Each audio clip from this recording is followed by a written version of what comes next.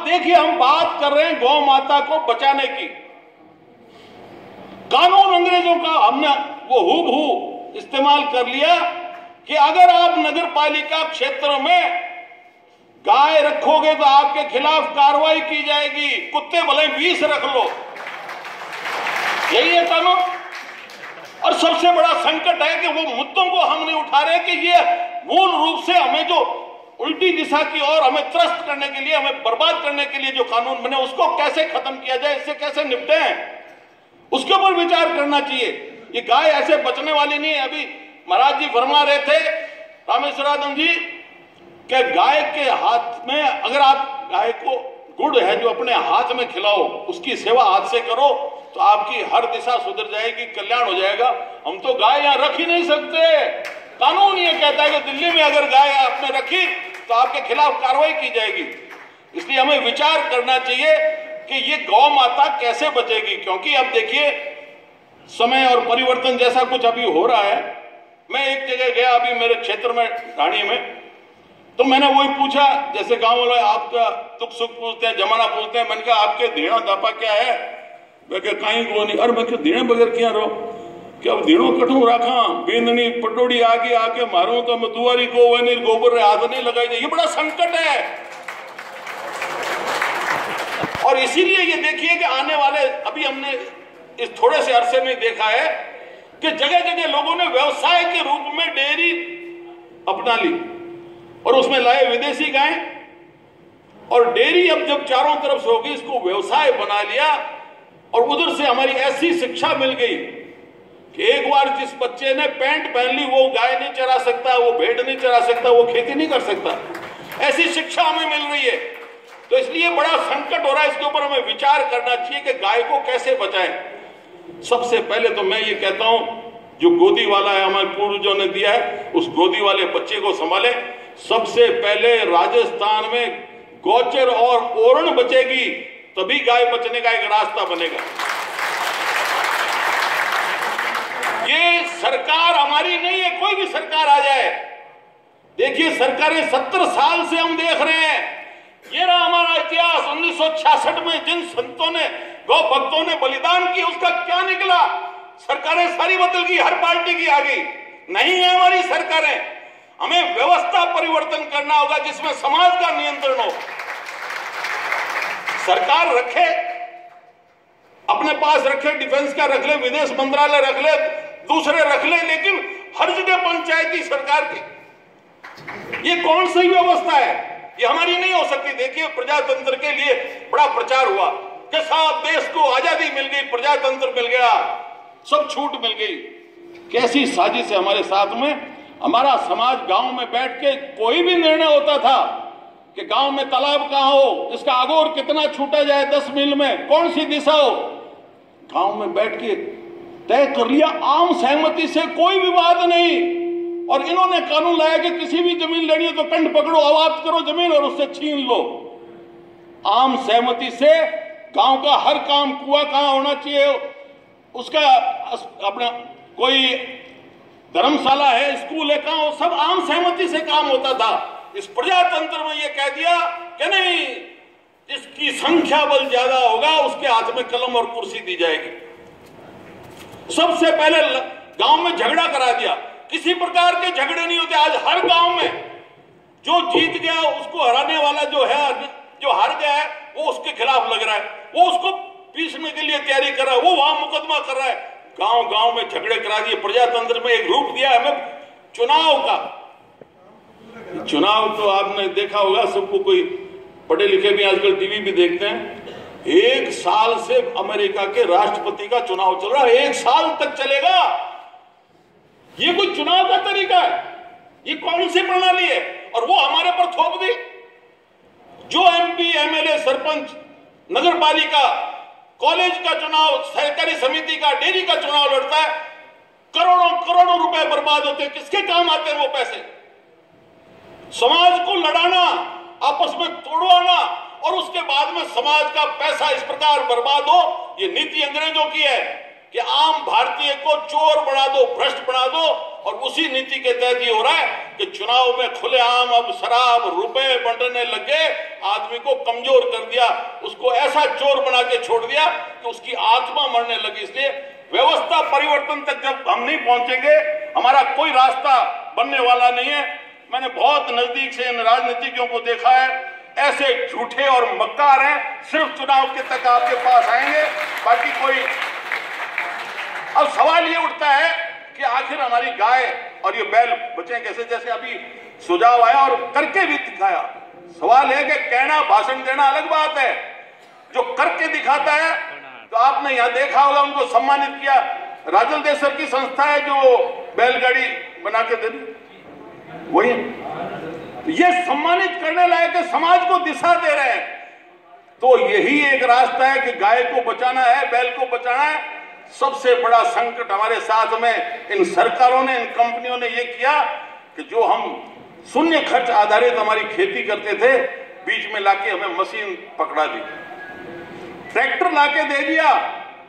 अरे ट्रैक्टर का मैं क्या करूं? पूरे भारत के अंदर एक परिवार की औसत खेती की जमीन 6.25 बीघा है। 6.25 बीघा में मैं ट्रैक्टर का करूंगा क्या? इतना गलत तरीके से ही हमें बर्बाद किया है, लूटा है, हमारी व्यवस्था को फेल किया। अंग्रेज लग रहे हैं, कंपनियां लग रही हैं, लेकिन सरकारें भी उसी दिशा में चल रही है। सब सरकारें आगे गौ हत्या की बात चलती है। अरे साहब, आप इनसे कैसे उम्मीद करते हो? सरकारों ने तो ये सोच लिया कि मांस बेच के, दारू बेच के सरकार चलाओ, ये कोई व्यवस्था है?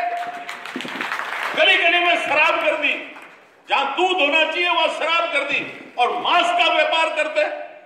ये कैसी सरकारें? ये हमारी सरकारें नहीं है। इसलिए हमें ये निश्चित तौर पर, हम क्या है कि भोले लोग हैं, 5 साल तक तो हम गालियां देते हैं व्यवस्था को, सरकार को, और जब चुनाव आता है तो जैसे सांप वो बिल में घुसता है, सीधा होके तब क्यों मैं तो पूछ पाटो पकड़ना क्यों हीरो, बीजेपी रो के मैं कांग्रेस रो के मैं कम्युनिस्ट रो, ऐसा मूर्ख बना के हम उस समय मुद्दे ही नहीं रखते। जब समय आता है कि अब निर्णायक समय आया, इसको गरज है उम्मीदवार को, पार्टी को, और उस समय जो हमारी ब्रेन वॉशिंग की हुई है, हमें बढ़ा दिया एक एक पार्टी का, क्या लेना देना पार्टी? हमारे संविधान तक में व्यवस्था नहीं है पार्टियों की, लेकिन इन्होंने अपनी गर्ज के हिसाब से हमें मूर्ख बनाने के लिए, सिर्फ कुर्सी हासिल करने के लिए ऐसी व्यवस्था कर दी। उस समय मांग होनी चाहिए, सब गांवों में आपस में बैठ के तय करें, अड़ोस पड़ोस के, एक एक क्षेत्र में, विधानसभा क्षेत्र में, और उसमें मोटा मोटी एक राय बने कि हमारा पहला मुद्दा क्या हो। अगर गाय को बचाना है तो इस बैल की कदर हो। वो कैसे हो कि आप इसमें आपके घोषणा पत्र में समयबद्ध तरीके से डालिए कि हम 6 महीने के अंदर जो बैल से खेती करेगा, जो बैलगाड़ी रखेगा, जो बैल से रैक चलाएगा, कुआं चलाएगा, जो बैल से अन्य काम लेगा, उसको हम अनुदान देंगे, तब जाके रास्ता बन सकता है। लेकिन उस समय हमारे कोई मुद्दे नहीं रहते, और अपने उम्मीदवार अपनी जात खड़ो की अपनी पार्टी को लागो लागो लागो, पछे बात पर सब कर लेगा, पछे में थाने हाजी को आवाने। इसलिए देखिए, विचार कीजिए, व्यवस्था परिवर्तन नहीं होगा तो सिर्फ ये हमें सम्मेलन करते रहे, आंदोलन कर लो। अभी संत लोग बहुत दुखी हो रहे थे कि हम जयपुर इतनी भारी संख्या में संत गए जायज बात रखने के लिए, गौ माता के लिए, लेकिन वो जो सच्चे दिल से किसने सुनने वाला को मिलना चाहिए था वो नहीं मिला, और मिलेगा भी नहीं। हमारी नीयत बहुत खोटी है, बहुत खोटी है, मैं साफ कहता हूं। सिर्फ दिखावे के लिए आपको सब कुछ आश्वासन दे देंगे, लेकिन हम करेंगे नहीं। करेंगे वो जो विजय माल्या करेगा, सामने सबके उसने 9,000 करोड़ लूटे, सामने इस व्यवस्था को लूटता रहा, देते रहे बैंकों से, उसको रोका नहीं, अब नाटक करते हैं। इसलिए ये हमारे नहीं हो सकते। आप जब तक अड़ी लगा के बैठ के तय करके सामूहिक रूप से नहीं करोगे, आपका और हमारा कोई रास्ता बढ़ने वाला नहीं है। मैं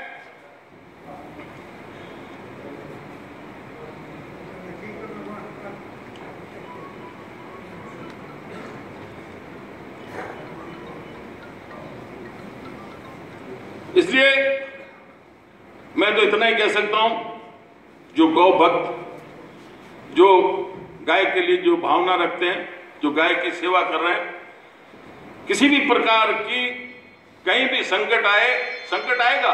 मुझे ध्यान है, आप सबने देखा है, सरकार की नजर कहां है? गौचर के ऊपर। अब हमारे यहां पर एक दानदाता ने जमीन स्टेट से खरीद के 27,000 बीघा छोड़ी सिर्फ गायों के लिए गौचर, और उसमें से 3,000 बीघा जबरदस्ती कब्जा करके, मैं उसे कब्जा कहूंगा क्योंकि उसमें कानून में तो यह है कि जब आप कोई जमीन गौचर में से लोगे उतनी जमीन आप छोड़ोगे तब आप ले सकते हो, लेकिन 3,000 बीघा महाराजा गंगा सिंह यूनिवर्सिटी के कब्जे करवा दी, उसमें फायरिंग रेंज खोल दी, उसमें तैयार हो गए कि सड़क बीच में से निकालेंगे, उसमें ड्राई पोर्ट हम यहां बनाएंगे। इसलिए मैं साफ कह रहा हूं कि हमारी गौचर और ओरण बचने वाली नहीं है। बहुत हरामजादे बैठे हैं सरकारों में इस व्यवस्था के अंदर, उनके लिए कोई जमीन नहीं बची, सिर्फ गौचर और ओरण जिसमें हमारी गाय चरती है, हमारे पशु चरता है, हमारी अर्थव्यवस्था को फेल करने के लिए, क्योंकि वहां से वर्ल्ड बैंक का इनका बहुत ज्यादा दबाव है कि साहब ग्रामीणों से आने वाले 20 साल में ये गांव खाली कराओ और इनको शहर में भेजो, कि इनको मजदूर बढ़ाओ, जिससे आपके कल कारखाने हैं उनको मजदूर मिल सके। ये स्पष्ट लिखित में आया हुआ है, वाजपेयी सरकार के समय आया, अभी 8 साल पहले आया। तो इनकी साजिश ये है कि गांव खाली कराओ, तो ये निश्चित तौर पर वो दिशा लेंगे, ये गौचर छीनेंगे, ये ओरण छीनेंगे, ये हमारा सब कुछ छीनेंगे, हमारी ग्रामीण अर्थव्यवस्था को फेल करके जो सामने आ चुके हैं, और अभी हमें ग्रामीणों को भी शहर से निकालेंगे। इसलिए आप इन बातों के ऊपर चर्चा करो। इस देश में ये व्यवस्था हमारी नहीं है। व्यवस्था तब होगी जब इस समाज का नियंत्रण होगा, समाज है वो तय करे, और उसी दिशा में मुझे विश्वास है। लगे लोग 40 साल तक तो लोगों ने विश्वास किया कि वो सरकार आ गई, आजादी मिल गई, अब तो सब कुछ स्वर्ग हो जाएगा। हमें पता नहीं है कि नाटक करने वाले क्या कहते हैं, अरे देखो हमने हिंदुस्तान में कितना विकास करा दिया। आपको पता है हर चीज के ऊपर हमारे से टैक्स लेते हैं, कपड़े के ऊपर, जूती के ऊपर, नमक मिर्च के ऊपर, तेल के ऊपर, किताब पर, कॉपी पर, सब पर टैक्स, और उधर लेते हैं कर्जा। वो टैक्स तो ऊपर का ऊपर गायब हो जाता है, और कर्जा लेके कर्जे में डुबो दिया और कहते हैं हमने विकास करा दिया। किस प्रकार से हमारी सड़कें, मतलब समय थोड़ा ज्यादा है, राघव महाराज को देरी हो रही है इसलिए ज्यादा लंबी बात नहीं करूंगा, लेकिन निश्चित तौर पर सब मिल बैठ के बात करते रहे तो रास्ता बनेगा। लेकिन सजग हो जाओ, इन बातों के ऊपर चर्चा रखो। एक सिर्फ यो मत सोचो कि गाय की गौशाला में हम सेवा कर लेंगे बच जाएगी, नहीं, नहीं बचेगी गाय।